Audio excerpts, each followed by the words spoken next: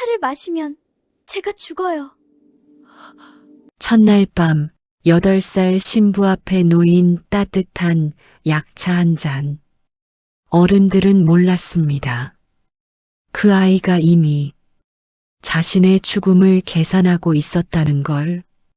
웃고 있었지만 그날 밤 조선 대갓집엔 시체가 하나 더 나올 뻔했습니다. 과연 어린 신부 민수와 양과 소년 신랑 강윤우 군이 가혹한 운명 속에서 어떻게 서로를 지켜내고 살아남을 수 있을지, 그 파란만장한 이야기를 함께 지켜보는 시간을 가지려고 해요. 구독과 좋아요는 더 많은 이야기를 전하는데 큰 힘이 됩니다. 여러분, 오늘은 조선 중기 한양 한복판 어느 대갓집에서 벌어진 아주 작고 아주 놀라운 이야기 하나를 들려드릴까 합니다. 차가운 장마가 막 지나간 초여름의 일이었으니 말입니다. 상복의 흰 천이 채 거치지도 않은 집안에 붉디 붉은 홀레복이 들어섰으니 이 어찌 심상한 풍경이겠습니까? 그리고 그 홀레복 안에는 겨우 8살 민수와 아씨가 들어 있었지요. 홀레복이 어찌나 무거운지 수와 아씨는 절을 하다가 3번이나 고개가 앞으로 픽 쏠릴 뻔했지 뭡니까? 머리 위 화관은 또 어찌나 크던지 고개를 조금만 기울여도 왼쪽으로 삐딱하게 기울어지는 통에 옆에 서 있던 몸종아이가 연신 2 손으로 받쳐 올리기 바빴지요. 긴 절차가 이어지는 사이 수아 아씨의 눈꺼풀은 3번쯤 스르르 감겼다가 번쩍 뜨이기를 반복했으니 말입니다. 그 모습을 바라보던 하인들 사이에서 작게 웃음이 터졌고 홀레 마당에는 잠시나마 온기가 돌았지요.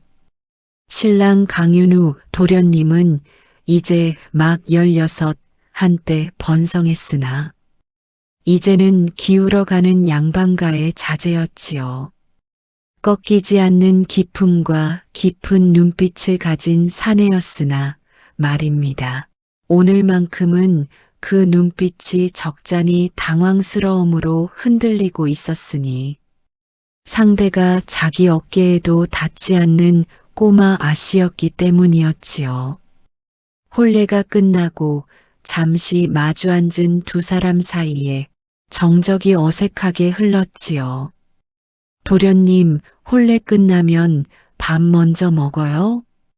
저 아까부터 배가 너무 고팠거든요.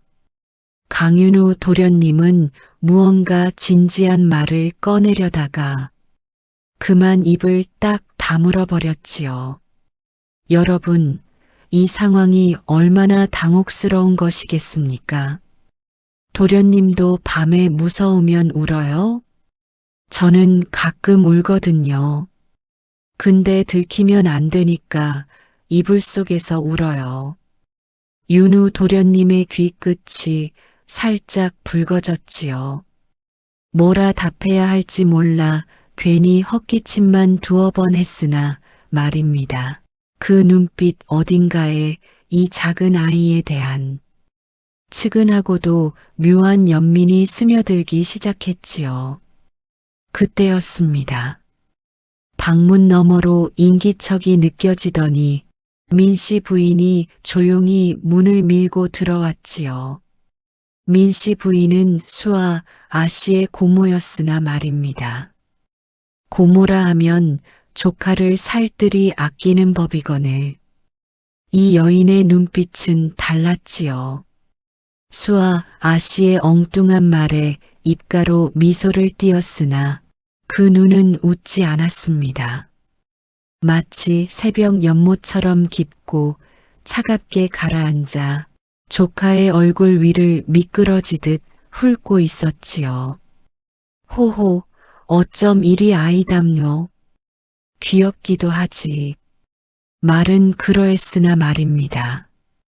여러분, 눈치채셨습니까? 그녀가 진정 원하는 것이 무엇인지를. 민씨 부인의 뒤를 따라 들어온 늙은 유모는 끝내 한 번도 웃지 않았습니다. 그저 눈을 내리깐 채 두 손을 맞잡고 서 있었지요. 그 모습이 어쩐지 묘하게 불길했지요. 수아 아씨는 어른들 앞에서 갑자기 더 아이처럼 굴기 시작했습니다. 손가락을 만지작거리고 눈을 이리저리 굴리며 세상 모르는 철부지처럼 보이려 애를 쓰는 듯 했지요. 하나 그 조그마한 눈동자는 한순간도 민씨 부인의 움직임을 놓치지 않고 있었으나 말입니다. 긴 하루가 지나고 드디어 밤이 내려앉았지요. 신방 안에는 등잔불이 가물가물 타오르고 있었고 습한 장마내음이 방 안가득 배어 있었습니다. 수아 아씨는 홀레복을 아직까지 입고 있었지요. 도련님, 저 이거 벗기 싫어요. 벗으면 왠지 더 무서울 것 같아요. 윤우 도련님은 무어라 달래야 할지 몰라. 또 한 번 헛기침을 했지요.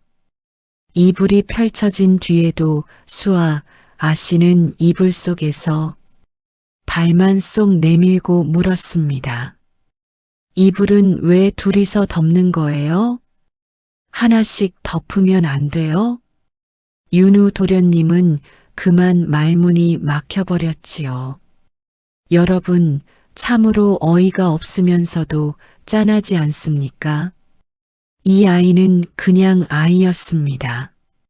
무서운 음모도 독차도 재산도 모르는 그냥 8살 꼬마였을 뿐이었지요. 그 웃음은 오래가지 않았습니다. 문 밖에서 조심스러운 발소리가 들려왔지요. 스르륵 문이 열렸습니다. 늙은 유모가 따뜻한 약차가 담긴 쟁반을 들고 들어왔지요. 유모의 얼굴에는 아무런 표정이 없었으나 말입니다. 그 눈빛은 자꾸만 수아 아씨와 찻잔 사이를 오가고 있었습니다. 방 안에 흐르던 작은 웃음기는 그 순간 싹 거쳐버렸지요. 윤우 도련님이 쟁반을 건네받아 먼저 신부에게 찻잔을 내밀었습니다.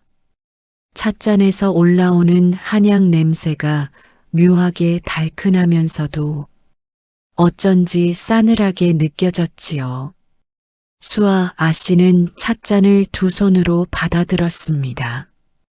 그리고는 해맑은 얼굴로 고개를 들어 윤우 도련님을 바라보며 말했지요. 같이 마시면 더 맛있을 것 같아요. 저 혼자 마시기는 싫어요. 그 말은 아이의 말이었으나 말입니다. 그 눈빛은 아이의 눈빛이 아니었지요. 바로 그 순간이었습니다.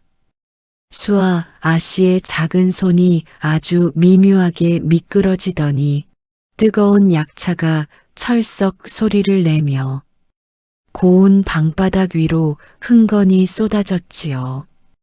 차에서 피어오르는 증기가 싸늘한 공기 속으로 스며들었습니다. 그리고 잠시 후였지요. 방 한 귀퉁이에서 찍찍하는 소리가 들려왔습니다. 쥐 한 마리가 나타나 바닥에 고인 약차를 날름날름 핥아먹기 시작했지요.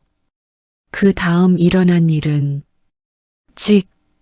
날카로운 소리 하나와 함께 쥐는 몸을 심하게 뒤틀더니 하얀 거품을 문채 싸늘하게 굳어버렸습니다. 정적이었지요. 강윤우 도련님은 그 모든 광경을 두 눈으로 똑똑히 목격했습니다. 그의 얼굴에서 핏기가 가셨고 가슴속은 마치 망치로 얻어맞은 듯 쿵쿵 울렸지요. 이럴 수가, 이건 독인가? 대체 누가? 그의 목소리는 떨렸으나 말입니다. 눈빛은 이미 날카로운 칼날처럼 변해 있었지요. 시선이 바닥에 쥐에서 약차 자국으로, 그리고 어린 신부에게로 향했습니다.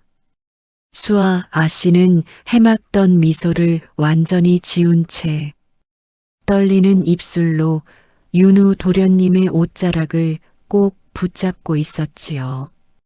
그 맑고 깊은 눈동자에는 어린아이의 공포와 그 어떤 어른도 쉬 가늠할 수 없는 절박하고 간절한 빛이 가득 담겨 있었습니다. 저는 계속 이렇게 살아야 해요. 그 한마디였지요. 방 안의 등잔불이 바람도 없이 흔들렸습니다. 이것은 귀여운 꼬마 신부의 이야기가 아니었지요. 이것은 살아남기 위해 8살 아이가 이미 모든 것을 계산해야 했던 이야기였으나 말입니다. 강윤우는 민수아의 갑작스러운, 마치 얼어붙은 겨울 호수 밑바닥에서 솟아오른 듯한 고백에 온몸이 뻣뻣하게 얼어붙는 듯 했어요. 차가운 한기가 등골을 타고 오르며 심장이 쿵 하고 내려앉았죠.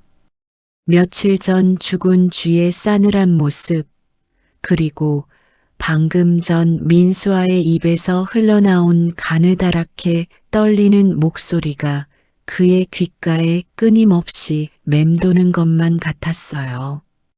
그는 천천히 민수아를 쳐다보았어요. 가까이서 본 그녀의 눈은 더 이상 한없이 천진난만한 8살 아이의 눈이 아니었어요. 맑은 눈망울 속에 깊이를 알 수 없는 그림자가 드리워져 있었고 어딘가 모르게 세월의 풍파를 겪은 듯한 굳건함마저 느껴졌답니다. 내가 위험하다는 게 무슨 뜻이냐? 누가 널 해치려 한다는 말이냐? 설마 지금 내가 하는 말이 정말이더냐? 강윤우는 목소리가 제대로 나오지 않는 것을 느꼈어요. 뱉어낸 질문은 공기 중에 무겁게 가라앉았고 그의 시선은 민수아의 작지만 흔들림 없는 얼굴에 고정되어 있었죠. 숨소리마저 조심스러워지는 고요한 침묵이 방 안을 감쌌어요. 민수아는 잠시 숨을 고르더니 작은 입술을 굳게 다물고는 이내 또박또박 말을 이었어요. 고모님이요. 지난 3달 동안 계속 저를 독살하려 했어요. 주는 음식마다 이상한 약이 섞여 있었어요. 저는 그걸 다 알고 있었어요. 바보같이 아무것도 모르는 척, 그저 먹는 척 했을 뿐이에요. 민수아의 입에서 나온 충격적인 고백은 강윤우의 심장을 더욱 강하게 때렸어요. 마치 뇌를 망치로 얻어맞은 듯 세상의 모든 소리가 아득해지는 느낌이었죠. 8살 아이가 감당하기에는 너무나도 잔혹하고 믿을 수 없는 진실이었어요. 그는 무의식적으로 방구석에 조심스레 놓인 보자기를 바라보았어요. 민수아가 가져온 것들이었죠. 그 안에는 바짝 마른 독이 든 음식 조각들과 알 수 없는 검은 빛깔의 약재들이 비릿한 냄새를 풍기며 담겨 있었어요. 강윤우는 그것들을 손끝으로 조심스레 집어들어 보았어요. 차갑고 딱딱한 감촉이 그의 마음을 더욱 얼어붙게 했답니다. 그제야 강윤우는 민수아가 겉으로 보이는 어린아이의 모습과는 달리 비범한 지혜와 놀라운 강인함을 가졌다는 것을 깨달았어요. 그는 자신의 짧은 생각에 부끄러움을 느꼈죠. 동시에 이 작은 아이가 겪어야 했을 지난 석 달의 고통과 언제 죽을지 모른다는 공포에 깊은 연민을 금치 못했어요. 그는 망설임 없이 결심했어요. 차가운 분노와 함께 뜨거운 책임감이 그의 가슴 속에서 솟구쳐 올랐어요. 이 어린아이를 반드시 무슨 수를 써서라도 지켜야겠다고 굳게 다짐했답니다. 좋다. 내가 널 돕겠다. 하지만 우리가 어떻게 해야 고모님을 속일 수 있겠느냐? 고모님은 내가 영리하다는 것을 알면 더욱 수상하게 여길 것이다. 아니, 이미 널 의심하고 계실지도 모르지. 강윤우의 물음에 민수아는 잠시 생각에 잠기는 듯 했어요. 그녀의 작은 미간에 주름이 잡혔다가 이내 스르르 풀렸죠. 그녀는 똑똑한 눈빛으로 강윤우를 올려다보며 자신의 계획을 설명했어요. 저는 계속 어리숙한 아이인 척 할 거예요. 아무것도 모르는 것처럼 행동하고 어리광을 부리고 그 누구에게도 제 진짜 모습을 보여주지 않을 거예요. 그리고 밤에 아무도 없을 때만 도련님께 제 생각을 전할게요. 제 손바닥에 글씨를 써서 보여드릴게요. 고모님은 제가 글을 읽고 쓸 줄 안다는 것을 모르세요. 제가 아는 사람은 이 집에서 도련님이 유일해요. 그렇게 두 사람은 손바닥에 글씨를 쓰는 은밀한 암호를 만들어 몰래 대화하기로 했어요. 강윤우는 민수아의 손바닥에 자신의 이름을 작게 써보았고 민수아는 고개를 끄덕이며 그 방법을 익혔죠. 그들의 작은 손바닥 위에서 비밀스러운 약속이 조용히 맺어지는 순간이었답니다. 민수아는 굳게 담은 입술로 다시 천진난만한 아이의 표정을 지었어요. 그녀의 얼굴은 마치 가면을 쓴 것처럼 순식간에 변화했죠. 작고 여린 아이의 표정 뒤로 단단한 결의가 숨겨져 있었어요.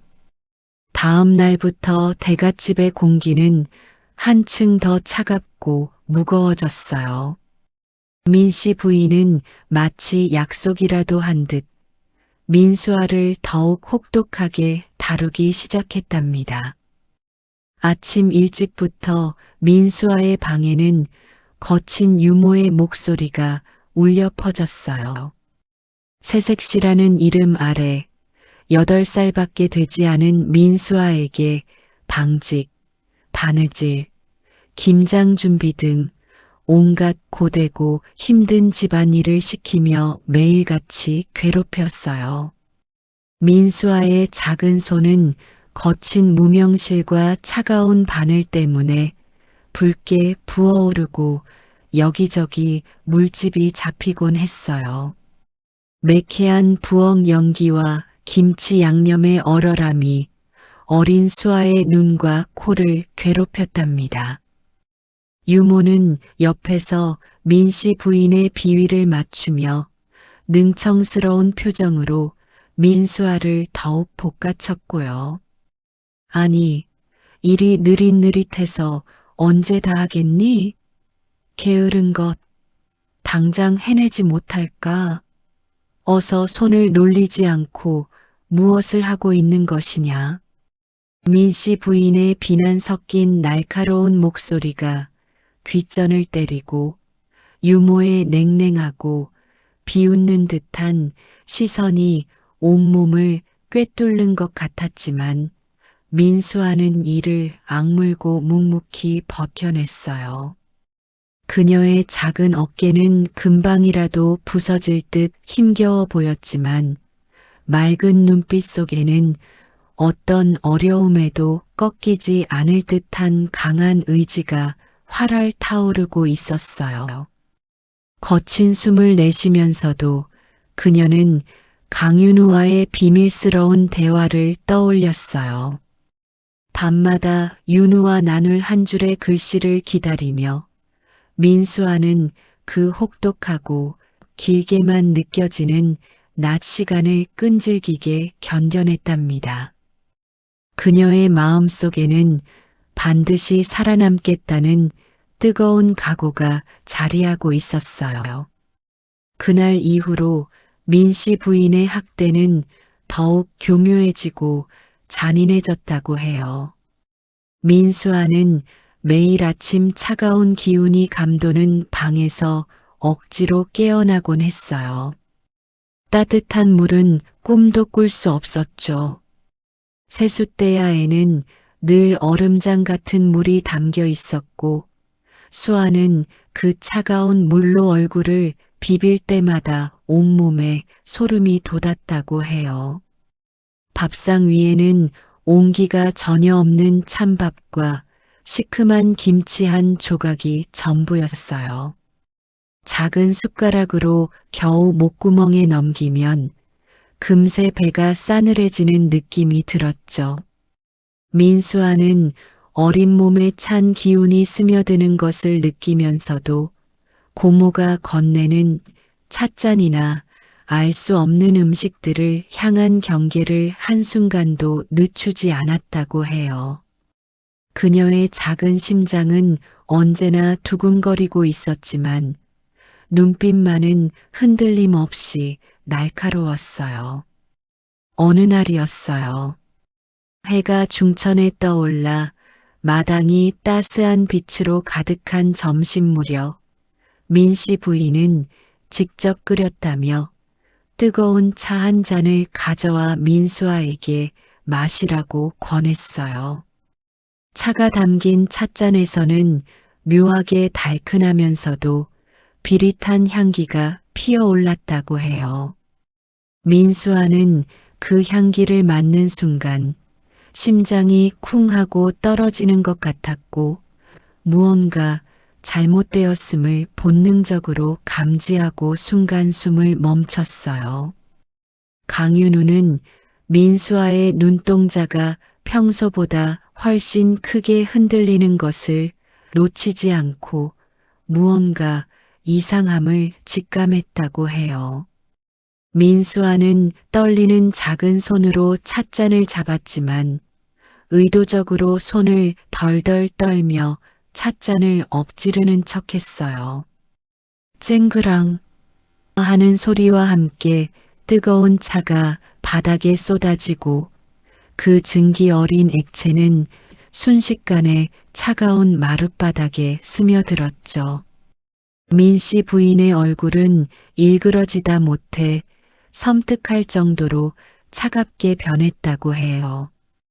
이런 미련한 아이 같으니라고 멀쩡한 차를 다 흘려버리는구나. 에이, 더러워. 이 지저분한 것을 어찌한단 말이냐. 부인의 목소리에는 차가운 분노가 서려 있었다고 해요. 민수아는 잔뜩 주눅든 얼굴로 고개를 푹 숙였지만 강윤우는 그녀의 눈가에 스치는 영리하고도 강단 있는 빛을 놓치지 않았다고 해요. 수아의 속 깊은 연기에 윤우는 마음속으로 감탄했다고 전해져요. 며칠이 흘렀어요. 강윤우는 민수아를 도울 기회를 엿보고 있었죠. 어느 날 오후 대갓집 서고에서 책을 정리하던 강윤우는 일부러 서책을 높이 쌓아둔 곳을 건드려 와장창 하는 소리와 함께 책들을 우르르 넘어뜨리는 큰 사고를 쳤다고 해요. 두껍고 낡은 책들이 먼지를 일으키며 바닥에 흩뿌려졌어요. 민씨 부인은 이 소리를 듣고 한달음에 달려와 노발대발하며 강윤우를 꾸짖기 시작했어요. 그녀의 얼굴은 삽시간에 시뻘개졌고 목소리는 방 전체에 울려 퍼질 정도로 날카로웠어요. 이게 무슨 짓이냐? 멀쩡한 서책을 다 망가뜨리는구나. 너는 대체 정신이 있는 아이냐, 없는 아이냐? 당장 이리 오너라. 저 미련한 아이는 잠시 방에 넣어두고 너는 당장 가서 이것들을 치우지 못할까? 민씨 부인은 강윤우를 호되게 몰아세우며 방을 치우도록 명령했어요. 강윤우의 완벽한 연극 덕분에 민수아는 잠시 방에서 벗어나 쉴 수 있었어요. 유모의 감시를 피해 몰래 윤우가 가져다 준 따뜻한 죽을 먹을 수 있었죠. 한 숟가락 한 숟가락 목구멍을 타고 넘어가는 죽의 따스함은 민수아의 차가워진 몸을 녹이는 듯 했어요. 그 작은 죽 한 그릇은 단순한 음식이 아니라 강윤우의 따뜻한 마음과 자신을 향한 배려라는 것을 민수아는 어렴풋이 느꼈다고 해요.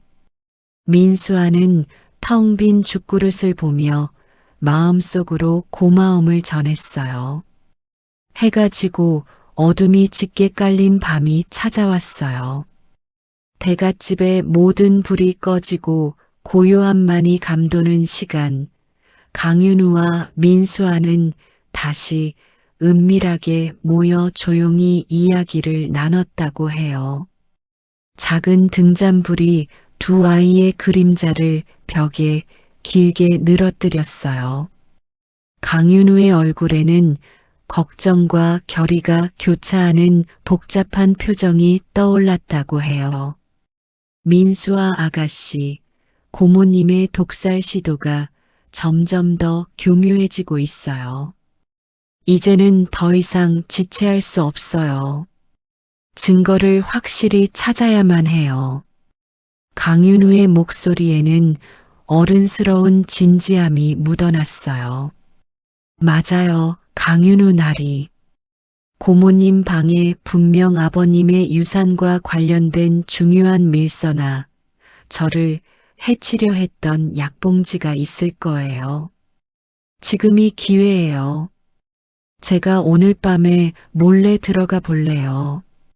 민수아의 작은 주먹은 굳게 쥐어 있었고 그녀의 눈빛에서는 어린아이답지 않은 강한 결연함이 느껴졌다고 해요. 강윤우는 걱정스러운 눈빛으로 민수아의 작은 어깨를 바라보았어요. 어린아이에게 너무나도 큰 짐을 지우는 것 같아 마음이 아팠지만 민수아의 눈빛에 담긴 흔들림 없는 결의를 보고는 결국 고개를 끄덕일 수밖에 없었다고 해요. 그날 밤 모두가 깊은 잠에 빠져든 고요한 시간에 민수아는 작은 몸을 이끌고 조심스럽게 민씨 부인의 강문을 열었어요. 끼익하는 작은 소리가 어둠 속에서 유난히 크게 들리는 듯 했죠. 방 안은 고요했고 민씨 부인의 숨소리만이 희미하게 들려왔어요.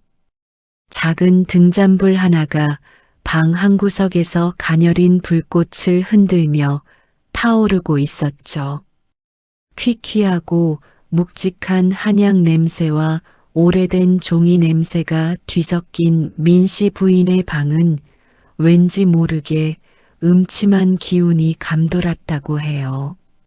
민수아는 심장이 쿵쾅거리는 소리를 애써 진정시키며 재빨리 서랍을 뒤지기 시작했어요. 그녀의 작은 손은 조심스러우면서도 민첩하게 움직였죠. 손끝에 잡히는 차가운 나무 서랍의 감촉, 먼지 쌓인 물건들을 헤치며 한참을 찾았어요. 이내 깊숙한 서랍 칸에서 그녀는 검은 비단 주머니에 쌓인 작은 약봉지들을 발견했어요. 그 안에는 맹독이라는 글귀가 붉은 글씨로 쓰여 있었고 약초 특유의 독한 향이 코끝을 스쳤다고 해요. 그 옆에는 두툼한 서찰 뭉치가 있었는데 아버지의 이름이 아닌 민씨 부인의 이름으로 된 재산 횡령 밀서들이었어요. 민수아는 이 모든 것을 확인하는 순간 온몸에 소름이 돋고 등골이 오싹해지는 것을 느꼈다고 해요. 그때였어요. 갑자기 끼익하고 문이 열리는 소리가 들렸고 민씨 부인이 방으로 들어왔어요. 민수아는 심장이 멎는 듯한 충격에 그 자리에 얼어붙고 말았죠. 그녀의 작은 심장은 망치처럼 격렬하게 울리기 시작했어요. 민수아는 황급히 찾은 맹독 약봉지 몇 개와 밀서를 움켜쥐고 이불 뒤에 몸을 숨기려 했지만 이미 늦었다고 해요. 민씨 부인의 시선이 정확히 그녀가 숨어 있는 곳을 향하고 있었거든요. 어둠 속에서도 부인의 눈빛은 칼날처럼 날카로웠고 방 안의 공기는 순식간에 차갑게 얼어붙는 듯 했어요. 민수아는 찰나의 순간 번개처럼 빠른 기지를 발휘했다고 해요. 고모님, 고모님, 제가 꿈에서 아버지를 봤는데 아버지가 저를 부르셔서 정신없이 찾아왔어요. 여기가 어디예요? 제가 왜 여기에 있죠? 민수아는 잔뜩 졸린 목소리로 작은 손으로 눈을 비비며 천진난만하게 물었어요. 그녀의 눈가에는 억지로 짜낸 눈물방울이 맺혔고 입술은 작게 떨리는 신용을 했다고 해요. 민씨 부인은 민수아를 의심스러운 눈길로 위아래로 훑어보았어요. 그녀의 얼굴에는 미심쩍다는 표정이 역력했지만 8살 아이의 너무나도 완벽한 연기에 순간 당황한 듯 미세하게 눈썹을 찡그렸다고 해요. 부인은 무언가 수상하다고 느끼면서도 어린아이의 잠꼬대 같은 행동에 쉽사리 화를 내지 못하는 듯 보였어요. 그녀는 결국 민수아를 방 밖으로 떠밀다시피 내보내며 어서 잠이나 자라고 차갑게 말했어요. 민수아는 가까스로 방을 나왔지만 등 뒤에 느껴지는 민씨 부인의 싸늘하고 집요한 시선에 온몸에 소름이 돋았다고 해요. 차가운 식은땀이 흐르는 것을 느끼며 그녀의 손에 쥐어진 작은 증거물들이 과연 안전할 수 있을지 밤새도록 불안감에 시달렸다고 합니다. 다음 날 아침 차가운 새벽 공기가 옅은 안개처럼 대갓집 마당을 감싸고 있었어요. 민씨 부인은 평소보다 조금 더 이른 시간에 자신의 방으로 들어섰어요. 어제 저녁 민수아가 다녀갔다는 사실이 마치 뼈아픈 가시처럼 그녀의 마음에 박혀 있었기 때문이에요. 그녀는 왠지 모를 불쾌감에 쌓여 방 안을 천천히 훑어보았어요. 아침 햇살이 창호지를 통해 희미하게 스며들어 방 안을 비추고 있었지만 민씨 부인의 시선은 유독 어둡고 차가웠어요. 그녀의 눈은 날카롭게 빛나며 서랍 쪽으로 향했어요. 서랍 문은 닫혀 있었지만 어딘가 미묘하게 어긋난 느낌을 주었어요. 손끝으로 서랍을 조심스럽게 열자 약봉지들이 놓여 있어야 할 자리 중 몇 군데가 텅 비어 있는 것이 눈에 들어왔어요. 약초 향이 희미하게 남아 있었지만 그 빈 공간은 민씨 부인의 심장을 차갑게 식게 했어요. 더 깊숙한 곳에 감춰두었던 밀서 뭉치도 예사롭지 않았어요. 분명 자신이 정리해 두었던 순서가 흐트러져 있었고 어떤 것들은 원래 위치에서 살짝 벗어나 있었어요. 마치 누군가의 작은 손길이 스쳐 지나간 흔적처럼 말이죠. 민씨 부인의 입술이 굳게 다물리고 눈빛은 섬뜩할 정도로 차갑게 변했어요. 이 어린아이가 감히 자신을 속이려 했다는 불길하고 소름 끼치는 의심이 거미줄처럼 그녀의 머릿속을 가득 채우기 시작했어요. 배신감과 함께 끓어오르는 분노에 그녀의 미간에 깊은 주름이 잡혔어요. 감히 어린 것이. 유모, 당장 이리 오너라. 민씨 부인의 목소리는 낮았지만 살벌한 기운이 감돌고 있었어요.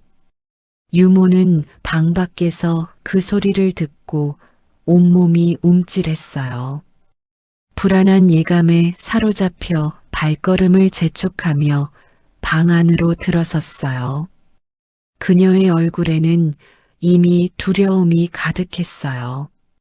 민씨 부인은 싸늘한 눈빛으로 유모를 똑바로 쳐다보며 어젯밤 민수아가 자신의 방에 다녀간 것이 단순한 꿈이 아니었음을 직감했다는 듯 낮고 위협적인 목소리로 명령했어요. 꼬마 신부 민수아를 이전보다 더욱 철저하게 그림자처럼 감시하라고 말이죠. 유모는 차가운 공포에 질려 입술을 깨물었어요.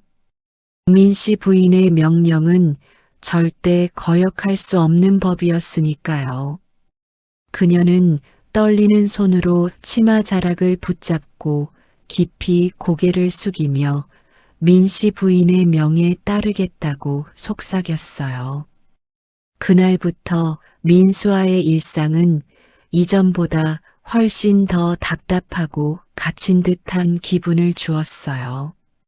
유모를 비롯한 하인들의 시선이 그림자처럼 그녀를 따라다녔고 조금이라도 방 밖으로 나가려 하면 이유모를 핑계로 제지당하기 일쑤였어요.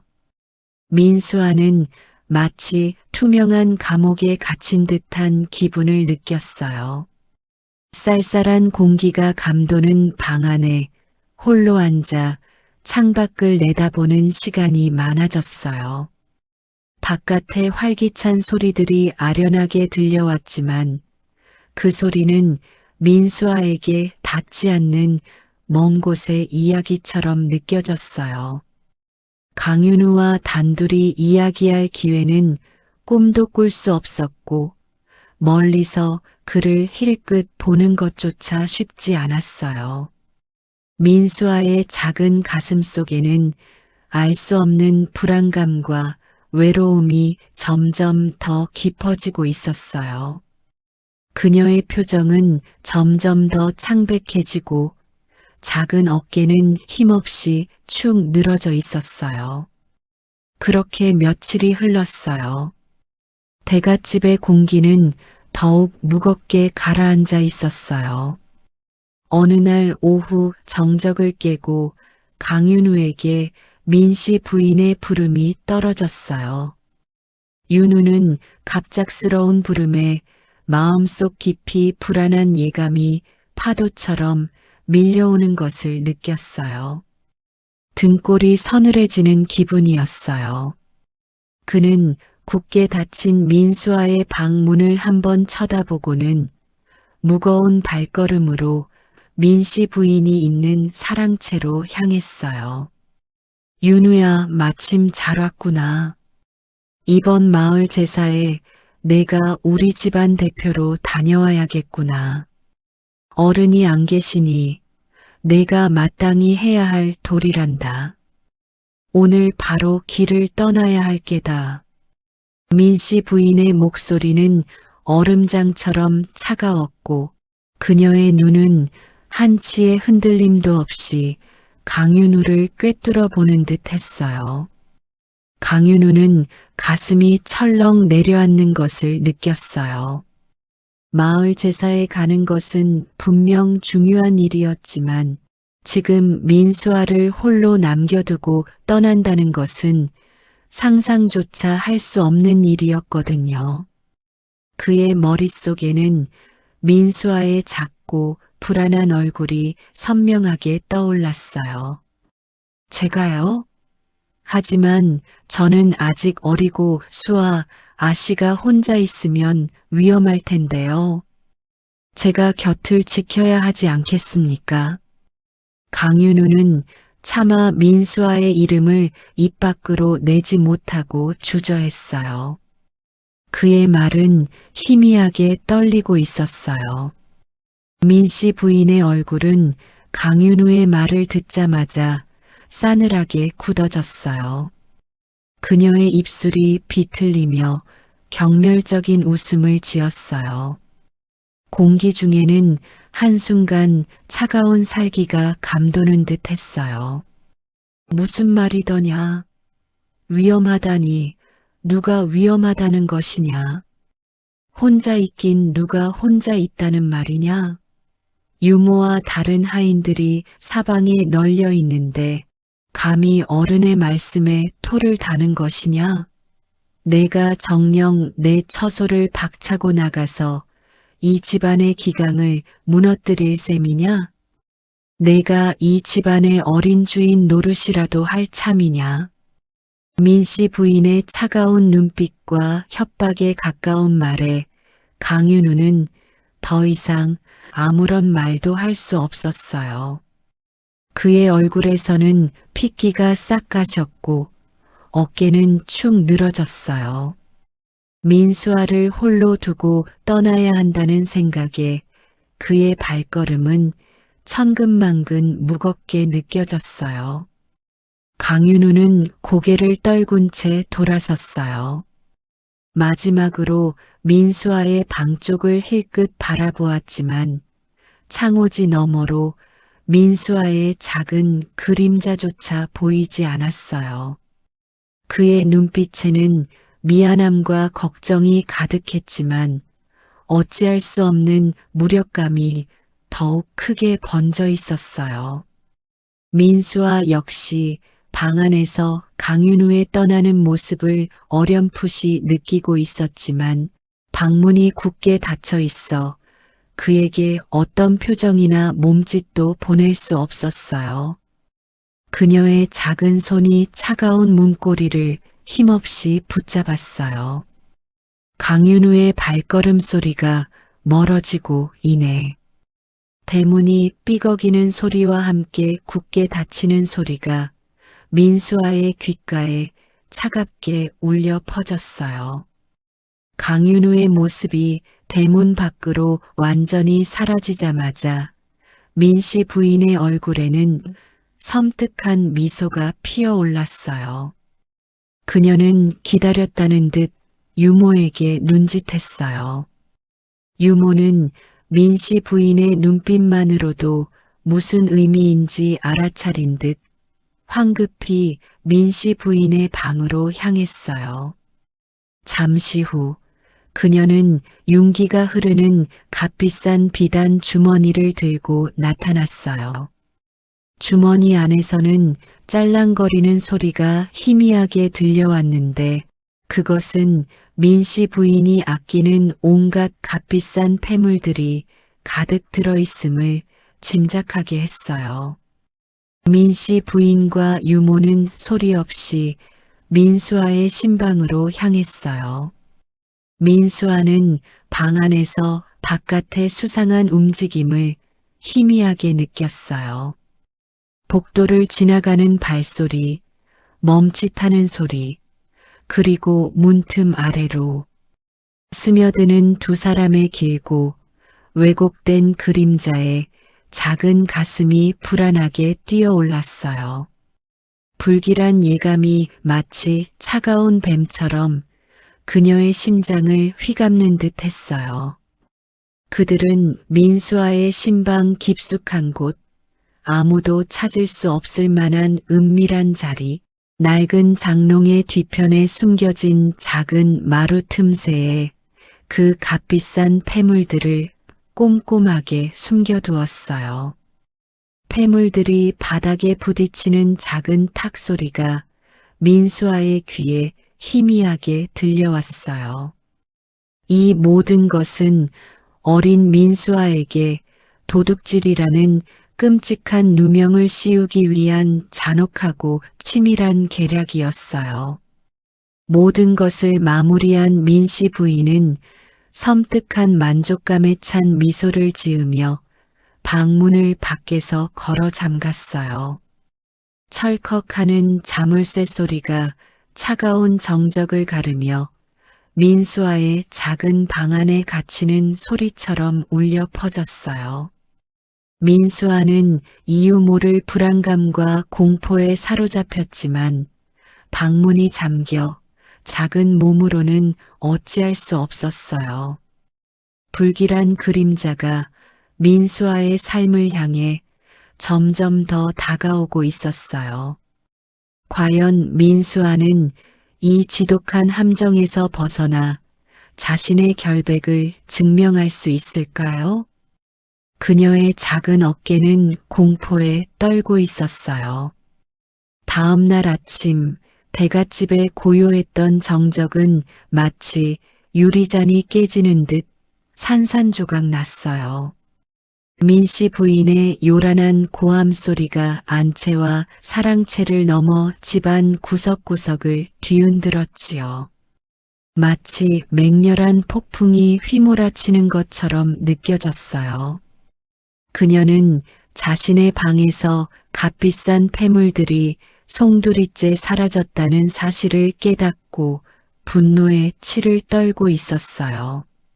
하인들은 갑작스러운 소란에 놀라 제자리에 얼어붙었다가 이내 눈치를 살피며 허둥지둥 폐물을 찾기 시작했어요. 그들의 얼굴에는 죽음의 그림자가 드리운 듯 창백함이 감돌았죠. 모두의 시선은 불안하게 떨리는 유모의 등 뒤로 마치 뜨거운 불길처럼 끈질기게 따라붙었어요. 유모는 마른 침을 꿀꺽 삼키며 애써 시선을 피했지만 아무도 감히 입을 열어 그녀를 추궁하지 못했어요. 감히 이 대갓집에 도둑이 들었다니. 대체 누가 내 귀한 비녀와 놀이개에 더러운 손을 댄 것이냐. 당장 이 집안을 샅샅이 뒤져서 그 더러운 도둑년을 찾아내지 못하면 너희 모두 오늘 밤 편히 잠들지 못할 것이다. 대감께 이 사실을 알리기 전에 빨리 찾아내지 못할까? 민씨 부인의 목소리는 얇은 비단 옷자락처럼 날카롭게 공기를 갈랐어요. 소란스러운 외침이 아직 채가 시지 않은 그때 유모는 마치 억울한 누명을 쓴 듯한 표정으로 엉엉 우는 신용을 했어요. 그녀의 눈가에는 억지로 짜낸 눈물이 살짝 맺혀 있었지요. 그러고는 마치 거대한 회오리 바람에 휩쓸린 작은 나뭇잎처럼 수아의 신방을 향해 다급하게 달려갔어요. 방 안에 들어선 유모는 흐트러진 머리를 쓸어 올리며 심장이 쿵쾅거리는 소리를 들었을 거예요. 그녀의 손은 마치 마비된 듯 차갑게 식어 있었지요. 잠시 망설이는 듯 하더니 이내 결심한 듯 손가락으로 옷가지들을 거칠게 뒤적이기 시작했어요. 바스락거리는 옷감 소리가 정적 속에서 더욱 크게 울렸어요. 그리고 마침내 깊숙한 곳에 숨겨져 있던 화려한 비단 주머니가 그녀의 손에 들려 나왔어요. 주머니의 매듭을 풀자 그 안에서 영롱한 빛을 발하는 민씨 부인의 폐물들이 고스란히 쏟아져 나왔어요. 차가운 금속과 보석의 감촉이 그녀의 손바닥에 닿았을 거예요. 유모의 얼굴에는 한순간 스쳐 지나가는 회한의 빛이 어른거렸지만 그것은 아주 짧은 순간이었어요. 이내 그녀의 눈빛은 얼음처럼 차갑고 냉혹한 표정으로 변해 있었지요. 그녀의 입술은 굳게 다물려 있었고 더 이상 되돌릴 수 없다는 듯 비장한 기운이 감돌았어요. 아가씨 방에서 폐물이 나왔사옵니다. 세상에 이런 하늘이 무너질 일이. 설마 우리 어린 아가씨가 이런 무서운 짓을 저지를 리가 없는데. 유모의 거짓된 비명소리에 수아는 마치 청천벽력이라도 맞은 듯 온몸이 뻣뻣하게 얼어붙었어요. 눈앞의 현실이 너무나 아득하고 믿기지 않았지요.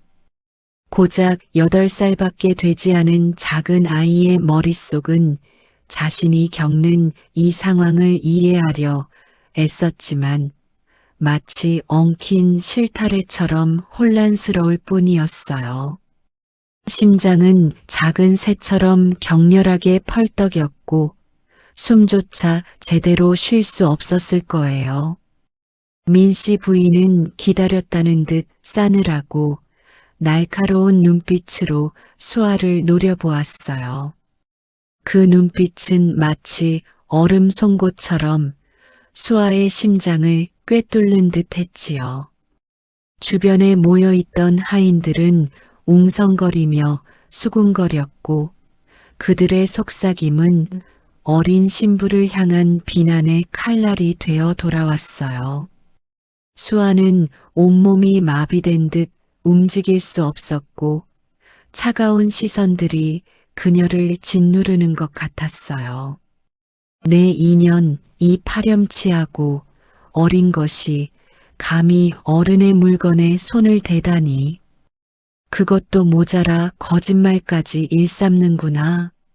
당장 저 어린 것을 마당으로 끌어내어 곤장 20대를 쳐라. 본보기로 삼아 다시는 이런 일이 없도록 해야 할 것이다. 민씨 부인의 명령에 하인들은 거침없이 수아에게 달려들었어요. 수아는 작은 몸으로 있는 힘껏 발버둥 쳤지만 사정없이 붙잡는 힘센 장정들의 소나기에서 벗어날 수는 없었어요. 억지로 끌려가는 길에 그녀의 여린 팔목에는 시퍼런 멍자국이 생겨났을 거예요. 차가운 흙바닥에 내팽개쳐지듯 마당 한가운데로 끌려간 수아의 눈에는 이미 눈물이 그렁그렁 고여 있었어요. 이내 커다란 북소리가 둥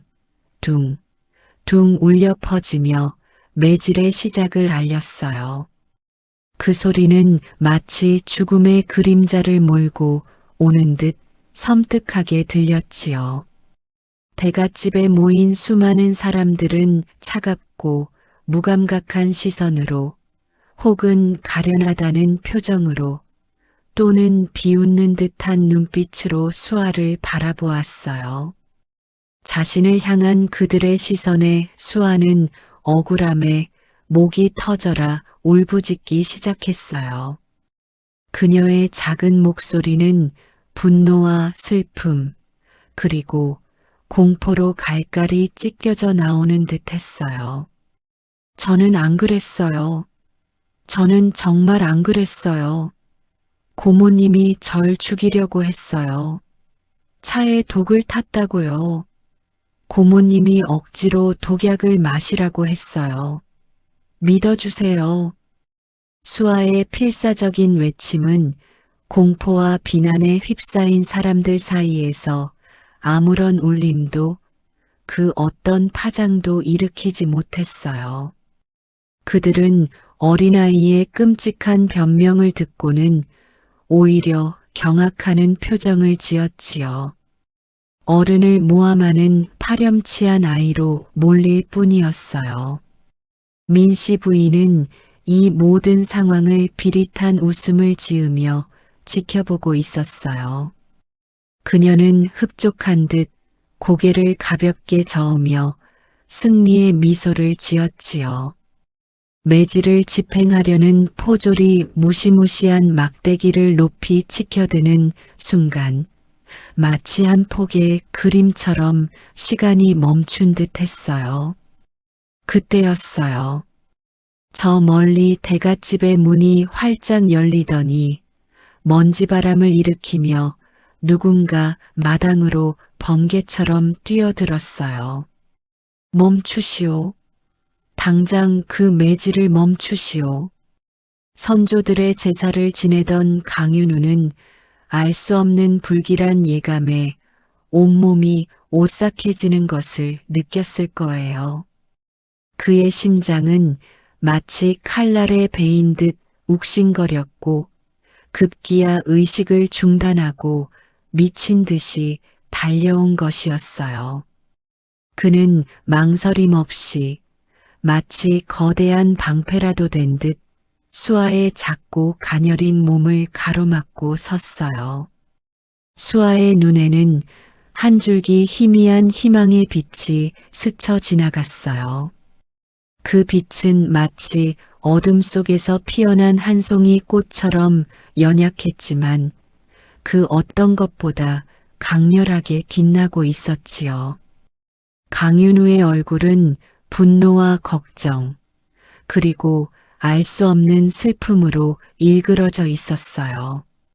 그의 눈동자는 활활 타오르는 불꽃처럼 이글거렸고 그의 존재는 마치 한 줄기 강렬한 기처럼 마당을 가득 채웠어요. 그의 등 뒤로 보이는 수아는 마치 작은 새가 거센 폭풍우 속에서 겨우 버티고 있는 것처럼 보였어요. 강윤우는 떨리는 목소리로 다시 한번 외쳤어요. 그의 목소리는 분노로 가득 차 있었지만 수아를 향한 걱정과 안타까움이 고스란히 담겨 있었어요. 이 아이에게 대체 무슨 짓을 하는 것이오? 어린아이가 뭘 안다고 이런 모진 매질을 하려는 것이냐 말이오. 그의 목소리는 마당 전체를 휘감았고 모두의 시선은 강윤우에게로 향했어요. 사람들은 웅성거렸지만 그 어떤 말도 쉽사리 내뱉지 못했어요. 강윤우의 눈빛은 마치 모든 것을 꿰뚫어 보는 듯 날카로웠어요. 그는 수아를 잃을지도 모른다는 공포에 휩싸여 있었을 거예요. 그의 심장은 격렬하게 요동쳤고 그는 수아를 보호하기 위해 무엇이든 할 준비가 되어 있었어요. 마당에는 정적만이 감돌았고 오직 강윤우의 거친 숨소리만이 들려왔어요. 그의 손은 주먹을 꽉 쥐고 있었고 그의 온몸에서는 분노와 결의가 느껴졌어요. 수아는 그의 넓은 등 뒤에 숨어 작은 희망을 찾고 있었어요. 민수아는 강윤우의 지시를 듣자마자 온몸에 남은 마지막 힘을 모아 작은 몸을 뒤주 안에서 더욱 작게 웅크렸어요. 오랫동안 곡식을 담아두어 사가버린 뒤주의 낡은 바닥 틈새에 작고 앙상한 두 손으로 힘껏 밀어 넣었어요. 푹 하는 흙먼지 섞인 둔탁한 소리와 함께 삐걱거리는 나무, 마찰음이 고요한 창고 안에 음산하게 울려 퍼졌어요. 민수아의 가냘픈 손은 여린 줄 알았는데 예상했던 것보다 훨씬 더 강한 힘을 발휘했어요. 그녀의 작은 어깨가 흔들리고 이마에는 땀방울이 송골송골 맺혔지만 오직 살아야 한다는 일념으로 이를 악물고 버텼어요. 드디어 어둠 속에 갇혀있던 뒤주 바닥의 틈 사이로 한 줄기 희미한 빛이 스며들기 시작했어요. 그 빛은 마치 저 먼 바다 끝에서 떠오르는 한 줄기 희망처럼 느껴졌어요. 민수아는 재빨리 그 좁은 틈새로 자신의 몸을 뱀처럼 유연하게 밀어 넣었어요. 차가운 흙바닥에 맨발이 닿는 순간 그녀는 비로소 자유의 숨을 크게 들이쉴 수 있었어요. 하지만 아직 끝이 아니었어요. 민수아는 가쁜 숨을 고르며 뒤주 바깥에서 기다리던 강윤우에게 손을 내밀어 도왔어요. 두 사람은 필사적으로 힘을 합쳐 뒤주의 낡은 몸체를 무겁게 쓰러뜨렸어요. 쿵 하는 둔탁한 소리와 함께 흙먼지가 자욱하게 피어올랐고 그들은 마침내 좁고 습한 창고의 그림자로부터 벗어날 수 있었어요. 민수아는 흙먼지로 뒤덮인 옷자락을 탁탁 털어내며 강윤우가 알려준 곳으로 조심스럽게 시선을 돌렸어요. 그녀의 눈에 들어온 곳은 바로 대갓집의 넓은 뒷마당 한편에 가지런히 늘어선 장독대였어요. 햇살이 따스하게 내려앉은 장독대 위로는 묵은 장들이 숨쉬고 있는 듯 보였어요. 강윤우는 그 많은 장독대 중에서도 세월의 흔적이 가장 짙게 배어 있는 마치 오래된 지혜를 품고 있는 듯한 커다란 항아리 하나를 손가락으로 가리켰어요. 민수아의 심장이 두근거렸어요. 이곳에 모든 비밀이 숨겨져 있다는 생각에 온몸이 긴장으로 뻣뻣해졌어요. 그녀는 한치의 망설임도 없이 그 항아리로 조심스럽게 다가갔어요. 그리고는 두 손으로 항아리의 거친 몸체를 감싸쥐고 마치 깨지기 쉬운 도자기를 다루듯 조심스럽게 들어 올렸어요. 묵직했지만 그녀는 이를 악물고 움직였어요. 항아리 아래에는 다른 돌들과는 확연히 다른 잘 다듬어진 작은 돌들이 덮인 흙바닥이 있었어요. 민수아는 떨리는 손으로 그 흙을 조심스럽게 헤쳐나가기 시작했어요. 손가락 끝에 무언가 딱딱한 것이 닿는 순간 그녀의 얼굴에는 미세한 희망의 빛이 스쳐 지나갔어요. 마침내 그녀는 땅속 깊이 감춰져 있던 작은 나무함을 찾아냈어요. 함을 열자 그 안에는 강윤우가 말했던 중요한 밀서와 함께 민씨 부인이 몰래 빼돌렸던 가문의 재산 장부가 차곡차곡 들어 있었어요. 종이의 바스락거리는 소리가 그녀의 귀에 마치 증거의 속삭임처럼 들려왔어요. 윤우 오라버니 정말 이것이 민씨 부인의 악행을 밝힐 증거가 되는 건가요? 민수아의 목소리는 미세하게 떨렸지만 그 속에는 이제 막 피어오르는 강한 확신과 약간의 두려움이 함께 섞여 있었어요. 그녀의 눈은 강윤우에게 고정되어 그의 대답에서 모든 불안을 해소하려는 듯 보였어요. 그래요, 수아 아가씨. 보시다시피 명백한 증거들이에요. 이제 이것만 가지고 관하로 가면 돼요. 민씨 부인의 악행이 만천하에 드러날 거예요. 하지만 그 전에 우리가 반드시 만나서 모든 것을 확인해야 할 사람이 있어요. 아주 중요한 증인이거든요. 강윤우의 목소리에서는 단호함이 묻어났지만 민수아의 눈을 마주할 때는 따뜻한 격려의 빛이 담겨 있었어요. 그는 민수아의 작은 어깨를 살짝 두드리며 안심시켰어요. 두 사람은 더 이상 지체할 수 없다는 듯 서둘러 대갓집에 굳게 닫힌 작은 쪽문을 빠져나왔어요. 새벽 공기가 여전히 차갑게 피부에 와 닿았지만 그들의 마음속에는 뜨거운 정의감이 불타오르고 있었어요. 그들이 향한 곳은 저작거리 외곽에 자리한 약재 냄새가 진동하는 작은 약방 골목이었어요. 좁은 골목길은 아직 이른 시간이라 한적했지만 이따금씩 약재를 빻는 소리나 약탕 끓이는 소리가 희미하게 들려왔어요. 그곳에는 이미 한 사내, 바로 초조한 얼굴의 약방 사환이 기다리고 있었어요. 사환의 눈은 주위를 계속해서 두리번거렸고 그의 손은 옷자락을 만지작거리며 불안감을 감추지 못하고 있었어요. 민수아가 강윤우에게 귀띔해 주었던 민씨 부인에게 독초를 몰래 팔았던 바로 그 사환이었어요.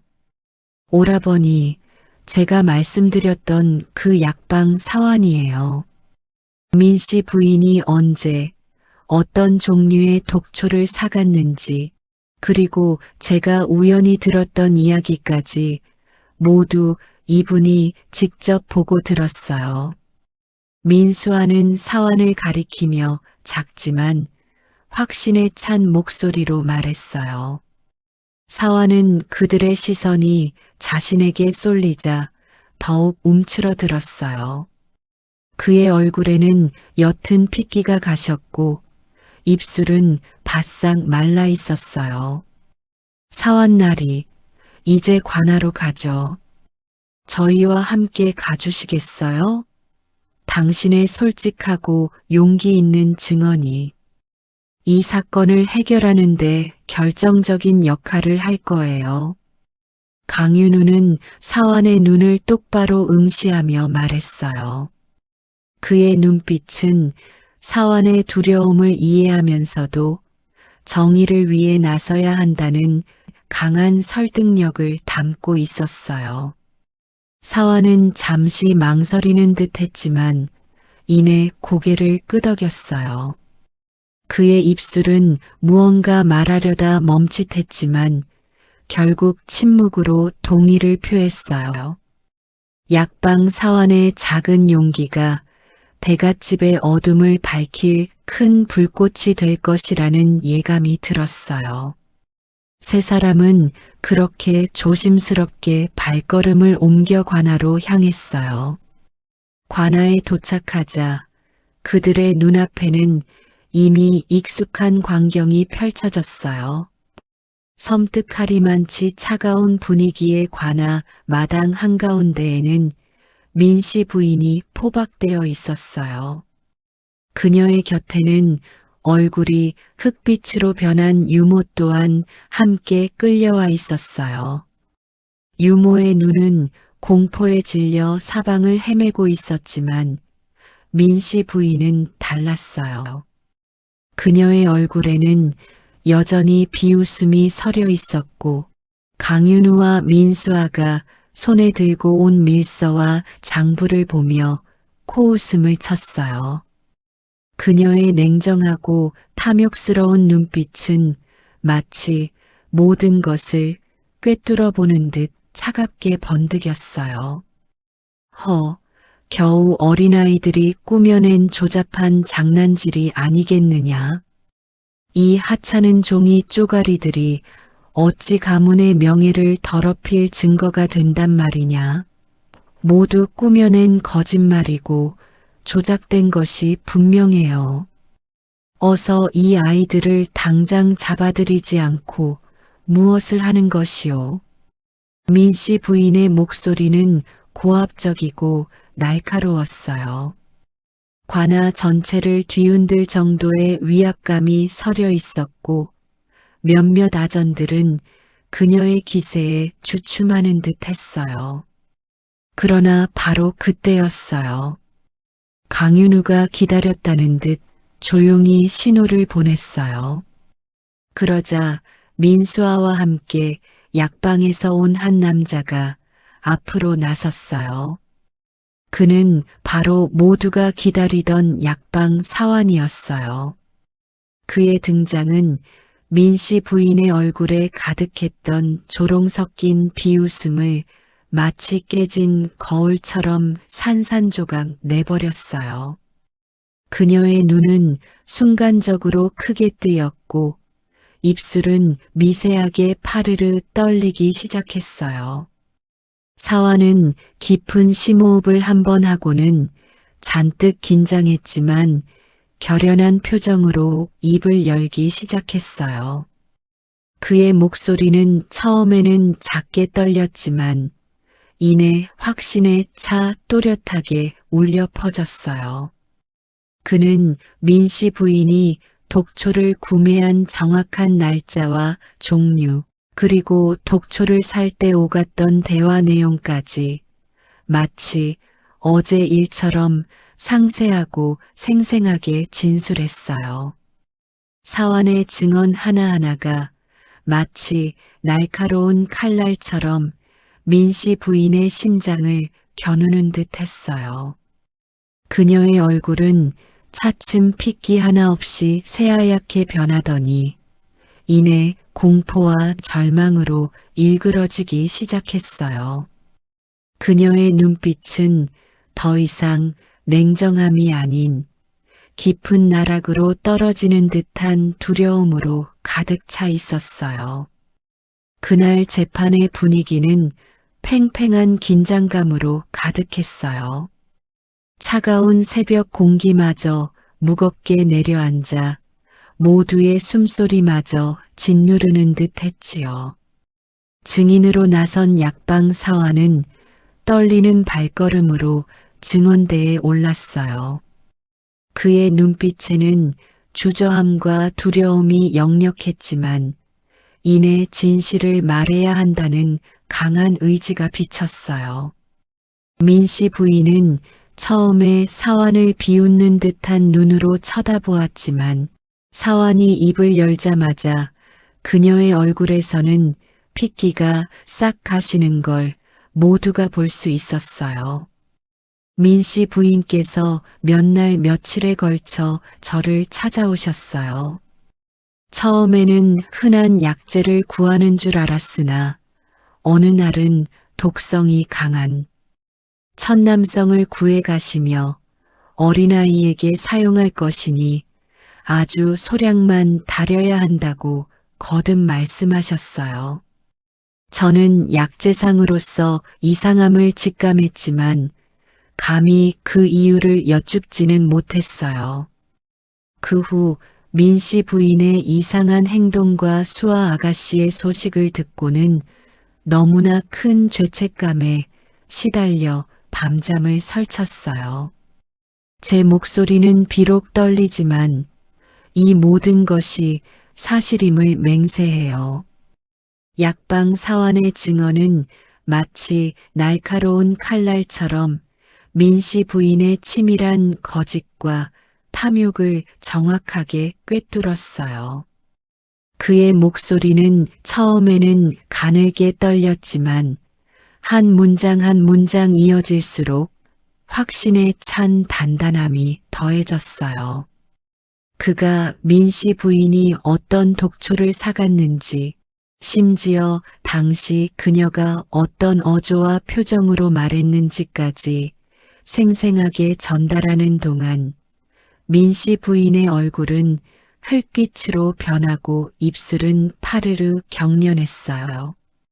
그녀의 눈동자는 불안하게 흔들리며 주변을 살폈지만 이제는 도망칠 곳도 숨을 곳도 없다는 것을 깨달았을 거예요. 그 순간 강윤우는 재빨리 품에서 조심스럽게 꺼낸 밀서와 재산 장부를 관원에게 내밀었어요. 오래된 한지가 바스락거리는 소리가 유난히 크게 들리는 듯 했어요. 관원들은 숙연한 표정으로 강윤우가 건넨 문서를 받아들었고 그들의 눈빛은 서서히 경악으로 물들기 시작했어요. 밀서에는 민씨 부인이 유모와 공모하여 어린 수아 아가씨의 전 재산을 빼돌리고 심지어는 수아 아가씨를 영원히 해하려는 끔찍한 계획까지 상세하고 잔인하게 적혀 있었어요. 한 글자 한 글자마다 민씨 부인의 검은 속내가 고스란히 드러나 있었지요. 옆에 있던 장부 또한 민씨 부인이 대갓집의 소중한 재산을 사적으로 유용하고 빼돌렸다는 명백하고도 부인할 수 없는 증거들을 낱낱이 보여주었어요. 모든 증거와 증언이 차곡차곡 쌓여 민씨 부인의 죄를 명명백백하게 드러내는 순간이었어요. 민씨 부인은 이제 더 이상 어떠한 변명도 발뺌도 할 수 없었어요.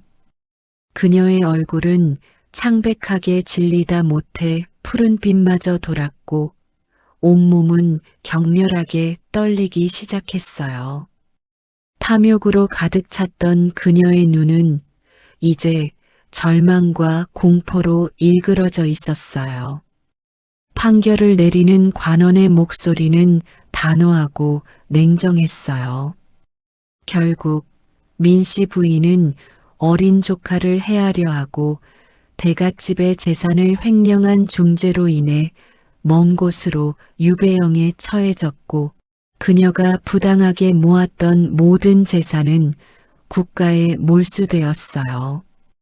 그녀와 함께 악행을 공모했던 유모 또한 그녀의 죄를 함께 나누어 관비로 전락하는 비참한 최후를 맞이했어요. 그들의 탐욕은 결국 자신들을 파멸로 이끌었던 거예요. 시간은 강물처럼 흘러 몇 해가 흘렀어요. 강윤우는 그동안 학문에 매진하며 피나는 노력을 거듭한 끝에 마침내 과거에 급제하여 훌륭하고 강직한 관리가 되어 한양으로 돌아왔어요. 그는 여전히 민수아 아가씨를 잊지 않았고 그녀가 잘 지내고 있는지 늘 마음속으로 궁금해했어요. 민수아 아가씨는 이제 어엿한 숙녀로 성장하여 대갓집을 직접 관리하며 그 명성을 드높였어요. 그녀는 어린 나이에도 불구하고 뛰어난 지혜와 현명한 안목으로 집안을 안정시키고 번영시켰지요. 사람들은 그녀를 지혜로운 대갓집 마님이라 칭하며 존경했어요. 그녀는 억울한 자들을 돕고 어려운 이웃에게 손을 내미는 등 선한 영향력을 펼쳐나갔어요. 어느 화창하고 햇살 좋은 봄날 따스한 바람이 살랑이며 대갓집 마당의 꽃잎을 간지리는 평화로운 오후였어요. 강윤우는 수아 아가씨를 찾아 대갓집을 방문했고 두 사람은 옛 비밀을 숨겼던 바로 그 장독대 마당에서 다시 마주하게 되었어요. 장독대에서는 세월의 흔적이 묻어나는 구수한 장 냄새가 은은하게 풍겨왔어요. 그들의 어린 시절 아픔이 서려 있던 그곳에는 더 이상 어떠한 어둠도 슬픔도 남아있지 않았어요. 햇살은 따스하게 두 사람을 감싸 안았어요. 오라버니 덕분에 제가 여기까지 올 수 있었어요. 오라버니가 아니었다면 저는 아마 민수와 아가씨는 말을 잇지 못하고 강윤우를 물끄러미 바라보았어요. 그녀의 눈가에는 감사함과 함께 지난 세월의 회한이 어렴풋이 스치는 듯 했어요. 이제야 비로소 이곳이 진짜 우리 집이 된 것 같은 기분이 들어요. 정말 감사합니다, 오라버니. 강윤우는 민수와 아가씨의 살짝 붉어진 눈시울을 보며 부드러운 미소를 지었어요. 아니에요, 수아 아가씨. 모든 것은 아가씨의 지혜와 강인한 용기가 있었기에 가능한 일이었어요. 아가씨의 굳건한 마음이 없었다면 저 또한 이 모든 일을 이겨낼 수 없었을 거예요. 그는 과거 수아 아가씨의 작은 손에 쥐어 있던 밀서를 떠올렸어요. 그 작은 손에 담겨 있던 용기가 얼마나 대단했는지 다시 한번 생각했어요. 두 사람은 서로의 눈을 깊이 마주보며 조용히 미소 지었어요. 그 미소에는 지난 고통을 이겨낸 자들의 깊은 이해와 굳건한 신뢰가 담겨 있었어요. 정의를 함께 이뤄낸 어린 신랑과 꼬마 신부는 이제 진정한 가족이자 서로의 가장 든든한 동반자가 되어 새로운 삶을 향해 힘찬 발걸음을 내디뎠어요. 그들의 앞날은 지난날의 아픔을 딛고 더욱 밝고 찬란하게 빛나고 있었어요. 푸른 하늘 아래 대갓집 마당에는 행복과 평화의 기운이 가득했어요. 오늘 이 이야기를 통해 우리는 권선징악의 의미를 다시 한번 깊이 되새겨보게 되었어요. 작은 용기가 얼마나 큰 변화를 가져올 수 있는지, 그리고 진실은 언젠가 반드시 빛을 본다는 것을 배웠지요. 여러분이라면 민수와 아가씨처럼 두려움 속에서도 용기를 낼 수 있었을까요? 아래 댓글로 여러분의 진솔한 생각을 남겨주세요. 다음 이야기가 궁금하시다면 구독과 좋아요 잊지 마시고 알림 설정도 꼭 부탁드려요.